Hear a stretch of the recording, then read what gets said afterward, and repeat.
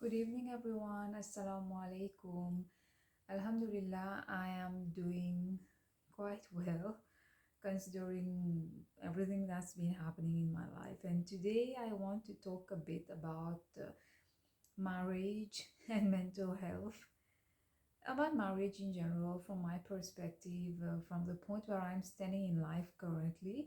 This is a very interesting topic, marriage. I think for Muslims, marriage is such a big thing because in Islam, if you love someone, if you want to have a relationship with someone of the opposite gender, the only way to do it and the best way to do it, which I also agree, is through marriage. So, marriage is extremely important. You can't deny it. I know that in mainstream culture, many people who are not practicing as such or don't believe in religion, for them, marriage is something which is perhaps no longer relevant or not necessary, but as a Muslim, I'm not ashamed to say that I find marriage important. I think it's something that most of us will, it's very natural to want to consider to get married. I'm not saying that if you don't, you have the right to not want to get married also. That's not like something, it's not like I'm not going to shame you for that.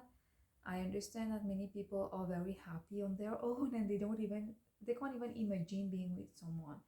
But you know what I'm trying to say? Like, if you really want to have a emotional, physical intimacy with someone and you want to have a life companion, you want to become a parent, the only way to for that to happen is to get married. So today at 30 years old, the way I think about men and relationships and marriage has changed a lot. I don't want to function from a place of despair or loneliness, or I don't want to get married because I am dealing with too many issues on my own and I want to escape reality. I know it's very easy for someone to think that many of their problems will disappear when they have that handsome life partner. Like when you're attracted to someone, you get that feeling like in the movies, you almost feel like life is very beautiful and perfect, and you get butterflies in your belly. I think most of us, we love feeling that way. And when you feel that way, it's very easy to think that the answer lies in someone else. So I don't want to function from that place, and I I don't know, I have mixed feelings actually. There are some of my opinions which I'm going to share. For example, like something is quite definite by now. When it comes to arranged marriage, I've honestly, for me personally, I don't picture myself getting married that way. I know that it can work, and I know that many couples who are extremely in love who got married through arranged marriage.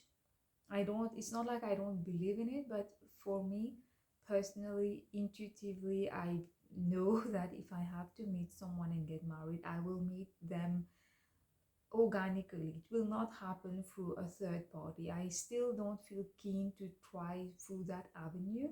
I've tried numerous times, and I'm not saying that I didn't meet good guys. I met some really great guys, but it's not for me. It's not ideally it's not what I want to consider. Maybe I can change my opinion later down the lane. And yeah, a very controversial topic, I would think. The topic of getting married to someone who is already married. In Islam, we all know that it's permissible to get married to someone, to be a second wife or a third wife or a fourth wife. I know it's very controversial, and I know many people, like, for them it's something totally inconceivable. Non-Muslims find that perhaps, I don't know, they can't imagine, like, how can you accept that? But for me, to be very, very, very honest, I don't have a problem with it. I don't have a problem with marrying someone who already has a wife or kids, because I feel like it's better than not getting married at all, and it's definitely a lot better than having a partner who's cheating on you. Nowadays, I know so many people who are married but who are secretly chatting, texting, flirting, dating, and God knows what not. They are doing that with other people in secret. So it's cheating. Cheating is something that has become very normalized in our society. But marrying someone, like polygamy, is extremely viewed as something extremely extreme and shocking and controversial. I understand and I respect the opinion of people who are against polygamy. I'm not saying that I am intending to do that, but it's honestly doesn't disturb me. Doesn't disturb me at all because yeah, Allah doesn't have a problem with it, so why would I have a problem with it? It's better than living in sin. It's better than having an affair. It's better than, I find it like it's why not? So I don't know if I spoke about that, but for the first time in my life, I am the one consciously choosing to I'm choosing to accept my situation of being single and maybe occasionally feeling lonely because I want to take my time. I don't want to rush into things just because everyone is getting married. I don't want to do that. I feel happy in my own company. I have goals. Life is not centered on romantic love and marriage again. I began this video by talking how marriage is important. Marriage is beautiful. Love, I believe in love. I believe that you can, like, Islam is a very romantic religion.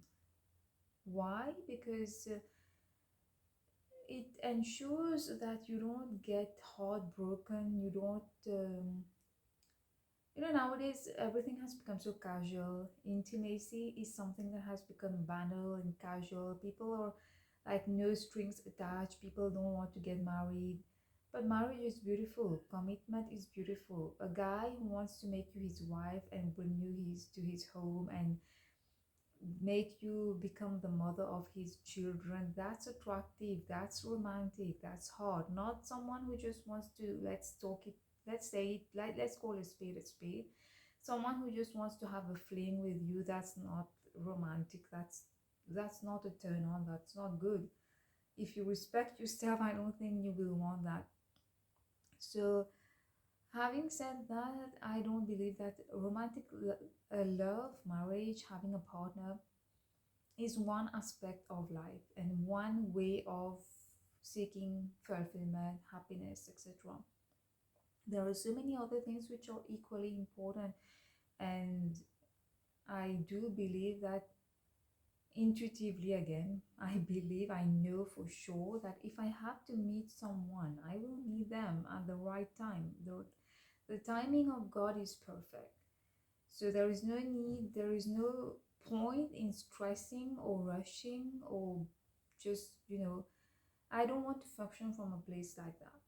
Because in the past, whenever someone would just come to show interest in me, I would give them a chance. And I'm not saying that it was wrong.